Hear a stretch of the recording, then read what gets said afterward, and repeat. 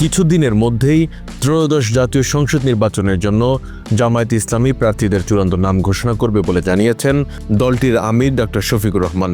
তিনি বলেছেন, আমরা প্রায় 1 বছর আগেই এই তালিকা বিভিন্নভাবে আঞ্চলিকভাবে জানিয়ে দিয়েছি। চূড়ান্ত তালিকাটা সময় মতো ইনশাআল্লাহ কেন্দ্রের পক্ষ থেকে ঘোষণা করব।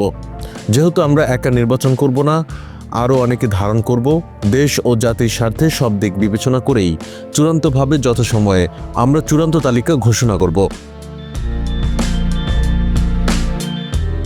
মঙ্গলবার ভোরে বিদেশ সফর শেষে দেশে ফিরে হজরত শাহজালাল আন্তর্জাতিক বিমানবন্দরে সাংবাদিকদের তিনি এসব কথা বলেন।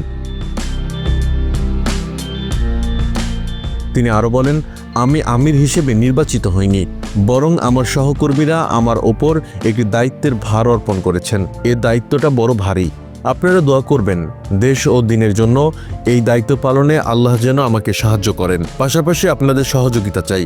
প্রবাসীদের ভোটাধিকার নিশ্চিতে নির্বাচন কমিশনের কাছে রেজিস্ট্রেশনের সময়সীমা আরও 15 দিন বাড়ানোর দাবি জানান জামায়াতের আমির। রাজনৈতিক মতভেদ কাটাতে জামায়াতে ইসলামী আলোচনায় সম্মত জানিয়ে ডক্টর শফিকুর রহমান বলেন, রাজনৈতিক দলগুলোর মধ্যে মতানৈক্য থাকতে পারে, সেটি গণতন্ত্রের সৌন্দর্য, তবে মতবিরোধ নয়। গত 19 অক্টোবর ওমরা পালনের উদ্দেশ্যে সৌদি আরবে যান শফিকুর রহমান। সেখান থেকে 22 অক্টোবর যুক্তরাষ্ট্র যান, নিউ ইয়র্কে এক সংবাদ সম্মেলনে অংশ নেন। পরবর্তী সময় যান যুক্তরাজ্যে। এসব দেশ সফর শেষে মঙ্গলবার ভোরে দেশে ফেরেন তিনি।